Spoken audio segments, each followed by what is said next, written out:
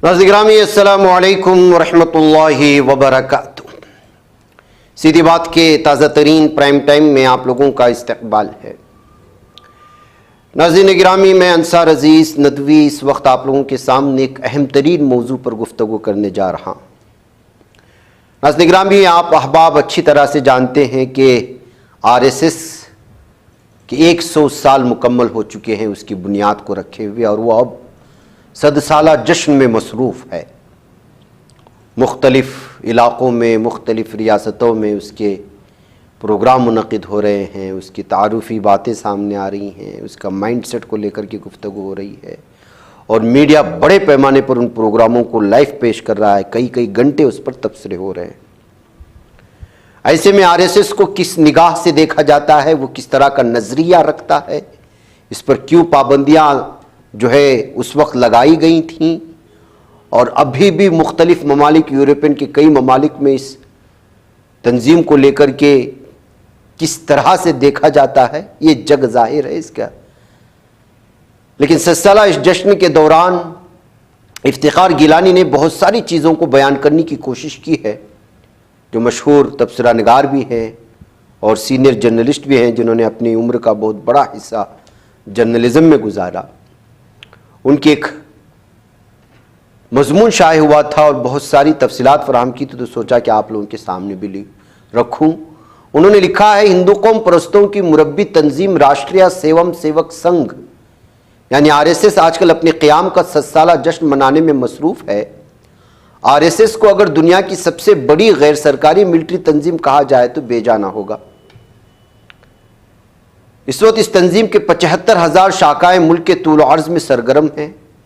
उनके सरबराह को शाखा प्रमुख कहते हैं, जो सुबह सवेरे बस्तियों के बाहर खुली जगहों पर तंजीम से वाबस्ता अफराद को ड्रिल वगैरह के साथ साथ दर्स देकर उनकी ब्रेन वॉशिंग करता हुआ नजर आता है। डॉक्टर केशु बलीराम हेडगेवार ने अक्टूबर 1925 को इस तंजीम की दाग बेल डाली। उसके मौजूदा यानी छठे सरबराह, जिसको सरसंघ चालक कहते हैं, मोहन भागवत है। भारत में मौजूदा हुक्मरान भारतीय जनता पार्टी BJP उसकी सियासी शाख है। इसलिए BJP का दुनिया की दीगर दाएं बाजू की जमातों के साथ मुआवजना नहीं किया जा सकता है, क्योंकि उसके लीडरान की नकील उनके अपने हाथों में नहीं होती है। अलग थलग और मीडिया की चकाचौंध से परे रहने वाली इस तंजीम ने अपनी रिवायात के बरअक्स इस बार 7 साला जश्न की मुनासिबत से हाल ही में दिल्ली में 2 रोज़ा कॉन्फ्रेंस का एहतमाम किया, जिसमें सिफारतकारों, दानिश्वरों, सहाफ़ियों, सन्नतकारों, दीगर शोबाहाए ज़िंदगी से ताल्लुक़ रखने वाले अफराद को शिरकत की दावत दी गई थी।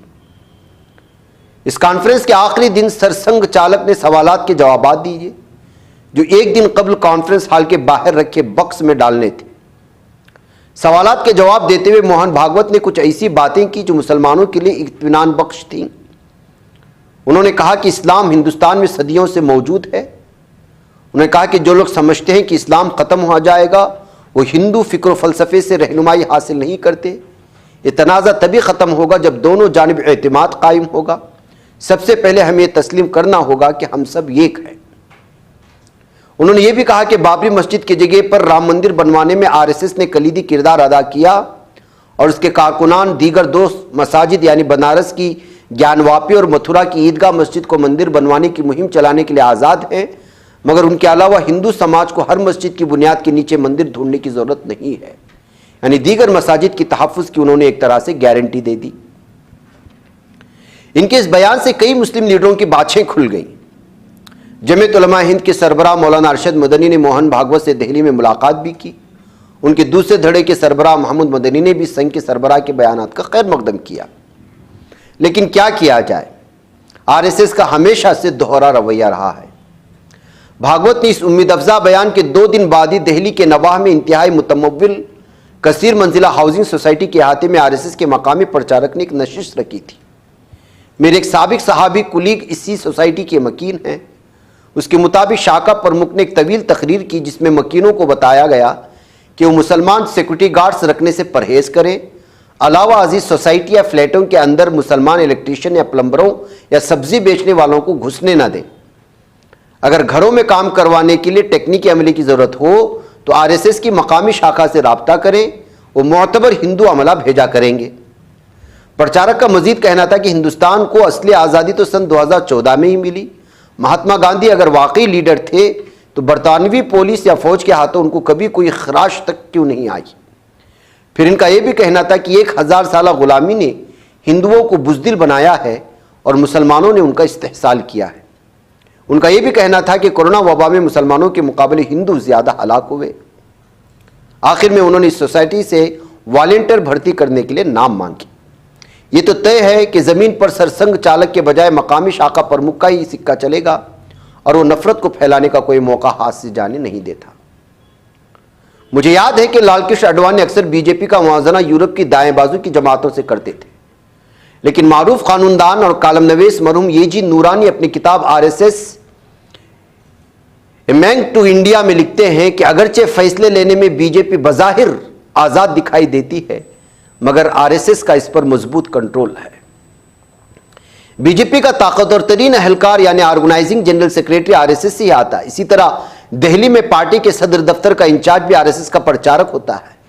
एक दहाई कबल तक बीजेपी के अशोका रोड वाले सदर दफ्तर के हाथे में हवाई चप्पल पहने एक शख्स घूमते हुए नजर आता था। पहली नजर में कोई साहिल मालूम होता था, मगर जब भी कोई लीडर या वजीर दफ्तर आता था तो पहले उसके पास जाकर झुककर सलाम करता था।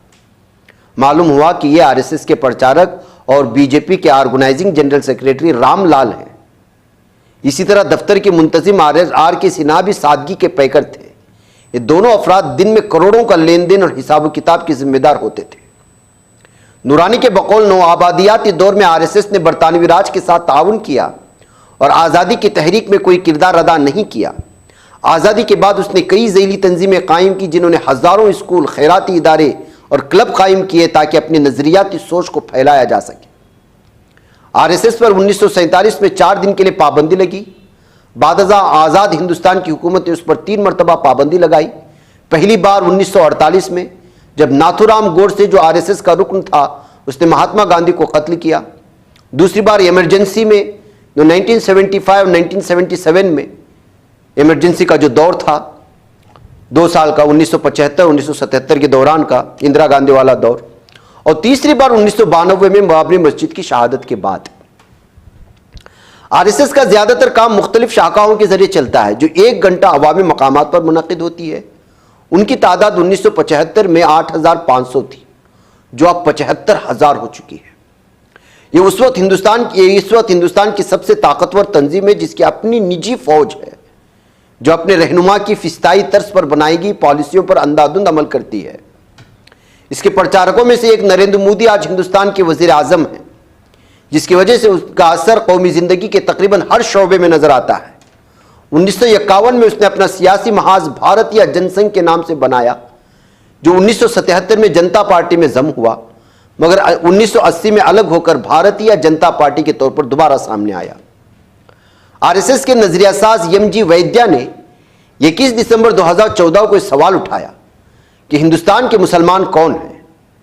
उनका कहना था कि 90% मुसलमान पहले हिंदू थे। तारीख गवाह है कि उन्होंने जबरदस्ती या मसलहतन इस्लाम कबूल किया, इसलिए उन्हें दोबारा हिंदू बनाया जा सकता है। यही घर वापसी की दलील थी। आरएसएस के निशाने पर हमेशा तारीख रही है। उनके मुताबिक इस मजमून पर बाएं बाजू के दानिश्वरों का कब्जा रहा, जिन्होंने हिंदुओं को एहसास कमतरी में मुब्तला करके रखा हुआ है। इसलिए तारीख को असर नो तरतीब देने की जरूरत है। जब इत्तेहादियों की मदद से 1998 में पहली बार हिंदुस्तान में अटल बिहारी वाजपेयी की सरबराही बीजेपी ने हुकूमत साजी की, तो बताया जाता है कि आरएसएस की तरफ से बस एक पैगाम था कि मलाई वाली वजारतें अगर सभी की सभी इत्तेहादियों को देनी पड़ेंगी, मगर तालीम की वजारत पर कोई समझौता नहीं होना चाहिए। इस तरह आरएसएस के रुकन मुरली मनोहर जोशी को वजारत तालीम का कलमदान दिया गया, जिसने अगले 6 साल तक तालीमी इदारों में नफरत का जहर सरायत करने का काम किया। एक ही कलमदान लिया और वो भी तालीम का, और फिर क्या हुआ आप लोग जान लें। 2004 में जब बीजेपी को शिकस्त का सामना करना पड़ा तो नए वजीर तालीम राज अर्जुन सिंह को इस जहर को दूर करने के लिए कई अफसरान को मुतय्यन करना पड़ा।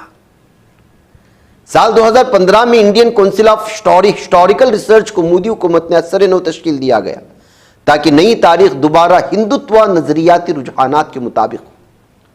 साल 2014 में जम्मू कश्मीर के असेंबली इंतखाबात को कवर करते हुए मैंने चिनाब वैली यानी डोडा व किश्तवाड़ के दूरदराज पहाड़ों पर ईकल विद्यालय यानी एक टीचर स्कूल देखे जिनको आरएसएस के वॉलंटियर चलाते थे।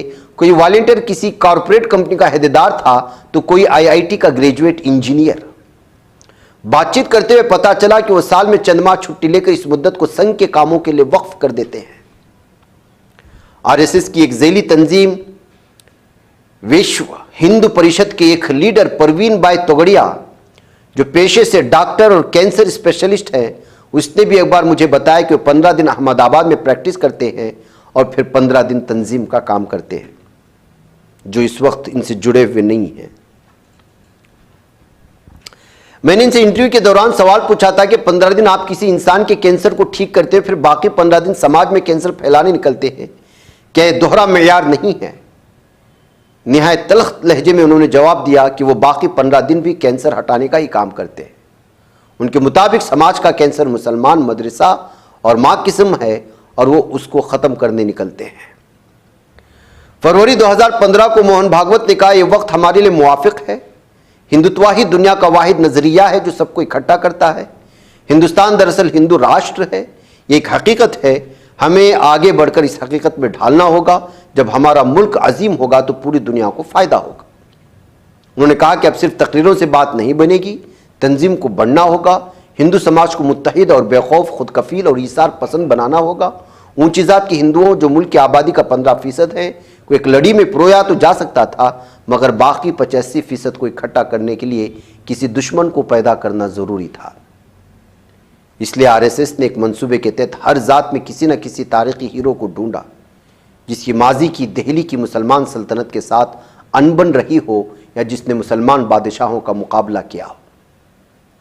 उत्तर प्रदेश की राजभर जात को मुसलमानों के खिलाफ उकसाने के लिए राजभर राजा सुहेल देव को चुना गया, जिसने महमूद गजनवी के बाद अफगानों को एक अरसे तक शिमाली हिंदुस्तान से दूर रखा। इसी तरह जाटों के लिए महाराजा सौराज मिलकर ढूंढा गया, जिसने मुगलों से लोहा लिया। आसाम में आहोम सल्तनत के राजा प्रताप सिंघा को हीरो बनाया गया, जिसने 1662 तक मुगलों को इस खित्ते में आने से दूर रखा। मरहटों के लिए पहले ही शिवाजी थे। मुसलमानों को इस पूरी आबादी के लिए दुश्मन गर्दाना गया। प्लान दिखिए, मंसूबा देखिए। उनको बताया जाता है कि किस तरह मुस्लिम बादशाहों ने उनकी खवातीन की बेहुरमती की और उनको हरम की जीनत बनाते थे। फिर दूसरा मामला था कि कहीं ये सभी शूद्र किसी वक्त एक ना हो जाए, इसलिए उनको झैली जातों में तकसीम करके रखना था। दलितों की बहुजन समाज पार्टी के बानी आंजिहानी कांशीराम के एक बार मुझे कहा कि ऊंची जातों में जब कभी किसी को कास्ट सर्टिफिकेट की जरूरत होती है तो उसको ब्राह्मण, राजपूत, ठाकर या बनिया की सनद दी जाती है, मगर जब शूद्र को इसी तरह की सनद की जरूरत होती है तो उसकी सर्टिफिकेट यादव, कर्मी, राजपट, जाट, सैनी वगैरह की बनाई जाती है। इन जातों की तादाद ही 5000 के लगभग है। दलितों के अंदर भी तकरीबन 100 के करीब झैली जाते हैं। ब्राह्मणों की भी कई तकरीबन 900 के करीब झैली जाते हैं, मगर उनको ब्राह्मण का ही सर्टिफिकेट दिया जाता है। इसी तरह 36 के करीब झैली कबीले राजपूतों के भी हैं, मगर जात का सर्टिफिकेट उनको राजपूत का ही मिलेगा। नूरानी के मुताबिक 10 मार्च 2000 को उस वक्त के आरएसएस के सरबराह यस सुदर्शन ने मुतालबा किया कि मौजूदा आइन जो बरतानवी मॉडल 1935 पर मबनी है को ख़त्म किया जाए और एक नया आइन बनाया जाए जो हिंदुस्तानी रिवायात और उमंगों को जाहिर करे। राम मंदिर की तामीर और कश्मीर की खुसूसी हैसियत के खात्मे के बाद आरएसएस का ये एक एजेंडा है, मगर चूंकि इससे दलित और दीगर पसमानदा तबकात के हिंदू बिदकते हैं, इसलिए अभी उसको ज़ोरों शोर से बजाया नहीं जाता है। नागपुर में कारकुनों से खिताब करते हुए सुदर्शन ने कहा कि गैर हिंदू असल में साबिका हिंदू हैं, वो भारतीय हैं, लेकिन उनके मज़ाहिब को भारत के मुताबिक बनाया जाना चाहिए। यही बात उन्होंने दिल्ली में 23 मार्च 2000 को भी दोहराई। इसी दौरान आरएसएस के ज़ेर एहतिमाम पब्लिशिंग हाउस ने पुण्य भूमि भारत के नाम से एक नक्शा शाये किया, जिसमें अफगानिस्तान को अप भारत, काबुल को कबला नगर कहा गया, पिशावर को प्रोशापुर, मुल्तान को मुल्तान देव स्थल, श्रीलंका को संगलदीप और म्यांमार को ब्रह्मदेश दिखाया गया। RSS leader doctor Sudanand Damodar की किताब अखंड भारत में हिदायत दी गई है कि घरों में अखंड भारत का नक्शा टांगना चाहिए ताकि वो हमेशा निगाहों के सामने रहे और मौजूदा तकसीम शुदा हिंदुस्तान के नक्शे को देखकर दिल में चुभन पैदा हो और अखंड भारत के अज़्म की याद ताज़ा रहे। मगर सवाल ये है कि जो लोग अंदरून और बैरून मुल्क मुसलमानों के खिलाफ नफरत भड़काते हैं, वो जनूबी एशिया को दोबारा कैसे मुत्तहिद कर सकें। दिसंबर 1948 में बरतानवी हाई कमिश्नर सर आर्चबल्ड नाई ने लंदन को भेजी गई रिपोर्ट में आरएसएस को एक हिंदू दाएं बाजू की नीम फौजी तंजीम करार दिया। उत्तर प्रदेश की हुकूमत के चीफ सेक्रेटरी राजेश्वर दयाल ने अपनी याददाश्तों में लिखा कि किस तरह आरएसएस के सरबराह एम.एस. गोवालकर को 1948 में महात्मा गांधी के कत्ल से कबल स्मोकिंग गन के साथ पकड़ा गया, लेकिन उस वक्त के वज़ीर आला गोविंद बल्लभ पंत ने उन्हें बगैर किसी सज़ा के छोड़ दिया। दयाल के मुताबिक सियासी मजबूरियों की वजह से ऐसा हुआ क्योंकि कांग्रेस पार्टी के अंदर भी आरएसएस के हमदर्द मौजूद थे। हत्ता कि काबीना में भी वो बताते हैं कि अगर पंत ने बर वक्त कार्रवाई की होती तो गांधी की जान बचाई जा सकती है। वह नाज़िर गिरामी एक बहुत लंबा मौजू है, तवील मौजू है, इसमें पूरी तारीख़ बयान करने की कोशिश हुई है, लेकिन इस पूरे तफसीलात में आप लोग अंदाज़ा लगा सकते हैं कि 100 साल जो तंजीम इस वक्त अपनी इस पूरे के पूरे सफ़र को मुकम्मल कर रही है, 100 साल सफ़र को, उसकी बुनियाद कैसी पड़ी, उसकी सोच क्या है और वो किस तरह से काम किया, किस तरह साजिशें हुई और आज वो भारत की गद्दी पर बैठी हुई है अपने मंसूबों की वजह से। नाज़रीन, मुझे इजाज़त दो। अस्सलामु अलैकुम रहमतुल्लाहि व बरकातहू।